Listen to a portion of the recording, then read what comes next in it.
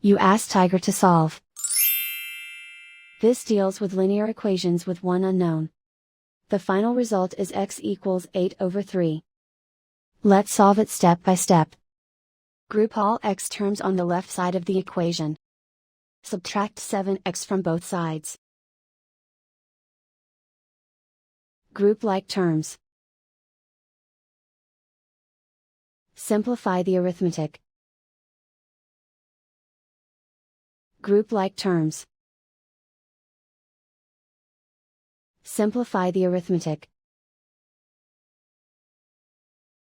Group all constants on the right side of the equation. Add 18 to both sides. Simplify the arithmetic.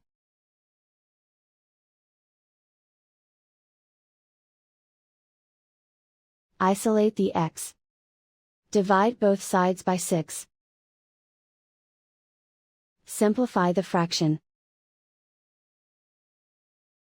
Find the greatest common factor of the numerator and denominator. Factor out and cancel the greatest common factor.